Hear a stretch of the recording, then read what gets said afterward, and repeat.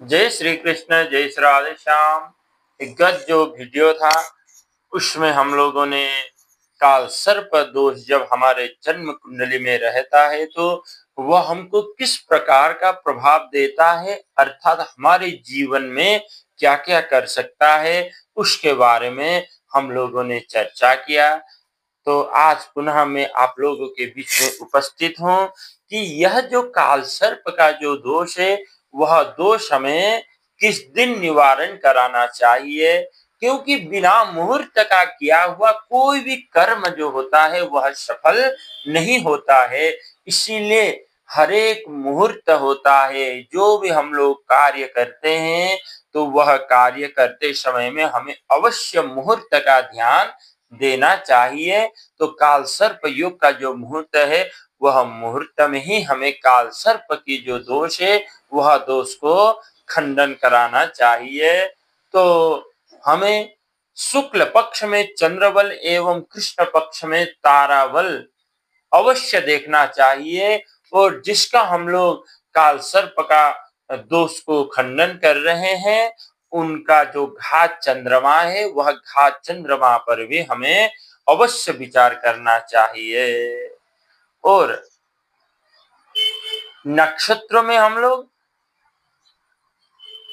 जो नक्षत्रों में धनिष्ठा युक्त द्विपुष्कर जो योग है और पंचक त्रिपाद नक्षत्र वर्ज्य है, परंतु जो अश्विनी नक्षत्र, आर्द्रा, स्वाति, अश्लेषा, पुष्य, मघा, मूला, ज्येष्ठ, शतभिषा, अश्विनी, यह नक्षत्र ग्राह्य है। इन नक्षत्रों में हम लोग काल सर्प का जो दोष है वह दोष को खंडन कर सकते हैं। और तिथियों में प्रतिपदा, पंचमी, सप्तमी, नवमी, पूर्णिमा, यह तिथि ग्राह्य है, अथवा यह तिथि में हम लोग इसका जो दोष है वह दोष निवारण कर सकते हैं। और बारों में शनिवार, रविवार और मंगलवार को छोड़कर बाकी जो सोमवार, बुधवार, बृहस्पतिवार, शुक्रवार है यह वार ग्राह्य है।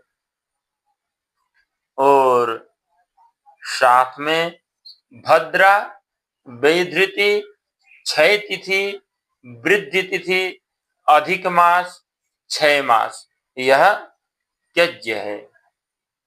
और कहीं कहीं में यह भी मिलता है कि अमावस्या को अश्लेषा नक्षत्र युक्त हो तो वह सर्वश्रेष्ठ है। और जिस दिन गोचर में वापस काल सर्प योग बनता हो, राहु जिस नक्षत्र में हो वह दिन भी श्रेष्ठ माना गया है। और अश्लेषा युक्त नवमी भी सर्वश्रेष्ठ है, इस प्रकार से कहा गया है। तो इसमें बुधवार का दिन भी बहुत अच्छा है, क्योंकि यहाँ में कहा गया है कि राहु दोषम बुधो हन्यत, जो राहु का दोष है वह दोष बुध खंडन कर देता है। इसीलिए